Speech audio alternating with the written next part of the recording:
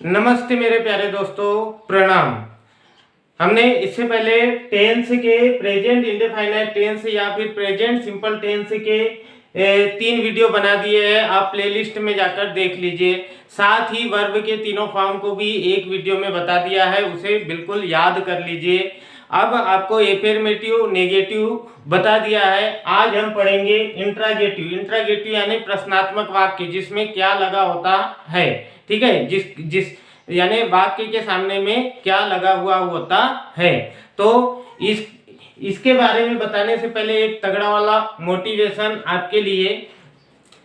कहते हैं ना, शिक्षक एक सड़क की तरह होता है जो अपनी जगह पर रहता है लेकिन दूसरों को उसकी मंजिल तक पहुंचा देता है। तो इसी के साथ मैंने एक शेर लिखा है कि तू मेरा हाथ पकड़ छोड़ना नहीं, तू मेरा हाथ पकड़ छोड़ना नहीं, तुझे वहां तक पहुंचा दूंगा जहां तक तूने सोचा नहीं, तुझे वहां तक पहुंचा दूंगा जहां तक तूने सोचा नहीं। रास्ते कठिन है जबरदस्त, रास्ते कठिन है जबरदस्त, हम भी चलते हैं मदमस्त। रास्ते कठिन है जबरदस्त, हम भी चलते हैं मदमस्त। रातें होंगी तो दिन भी आएगा, रातें होंगी तो दिन भी आएगा, तूफान आएगा तो थम भी जाएगा, लेकिन मेरी उंगली छोड़ना नहीं, तुझे वहां तक पहुंचा दूंगा जहां तक तूने सोचा नहीं। तो इसी के साथ में हम आगे चलते हैं। तो यहां पर लिखा है कि इंट्रागेटिव सेंटेंस। इंट्रागेटिव सेंटेंस का अर्थ होता है, रूल्स होता है। सबसे पहले रूल्स को पढ़ेंगे। तो रूल्स में सबसे पहले यहां पर लिखा है, लिखना है डू ऑब्लिक डज,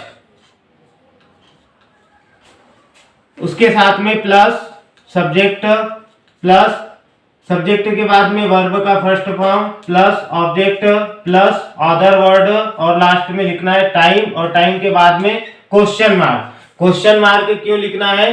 क्योंकि यह क्या है? प्रश्नात्मक वाक्य है। ठीक है, अब यहां देखते हैं हम, जैसे कुछ एग्जाम्पल ले लेते हैं। तो एग्जाम्पल में देखेंगे कि जैसे कि क्या, मोहन बाजार जाता है, क्वेश्चन मार्क। क्या लग गया? तो यहां पर क्या के लिए हमें व्हाट नहीं लगाना है, हमें क्या लगाना है? डू या फिर डज। तो डू और डज का प्रयोग कब कब करेंगे? कल भी हमने बता दिया था। डू का प्रयोग और डज का प्रयोग कब करेंगे? जब किसी का सिंगल नाम आएगा। जैसे डू और डज का प्रयोग कब करेंगे? डू का प्रयोग करेंगे हम आई, वी, दे, यू, या फिर plural noun. Plural noun, plural में जितने भी नाम आएंगे उसमें। और डज, डज में ही, सी, इट, ही, सी, इट, और सिंगुलर नाउन। सिंगुलर यानी सिंगल नाम जिसका भी आएगा हम उसमें डज का प्रयोग करेंगे, और आई, वी, दे, यू के साथ हम डू का प्रयोग करेंगे। तो या इसी को बनाकर देखते हैं। तो यहां पर सबसे पहले क्या है? यहां पर सबसे पहले क्या लिखा हुआ है, और क्या के लिए हमें व्हाट नहीं लगाना है, हमें डू या डज का प्रयोग करना है। तो मोहन क्या है? यहाँ पर सिंगल है, एक वचन है। तो एक वचन के लिए हम किसका प्रयोग करेंगे? डज का प्रयोग करेंगे। तो यहां लिखेंगे डज, डज के बाद में सब्जेक्ट, सब्जेक्ट क्या है यहां पर? मोहन। तो यहां लिखेंगे मोहन। मोहन के बाद में वर्ब, वर्ब यानी क्या काम कर रहा है? जाने का। तो जाने के लिए लिखेंगे गो। इसमें यस, यस, आई, यस कुछ भी नहीं लगाना है। मोहन गो टू कहा? मार्केट। तो ये लिखेंगे यहां पर मार्केट। और बहुत सारे हैं। देखिए दूसरा एग्जांपल, जैसे कि क्या, वे, पतंग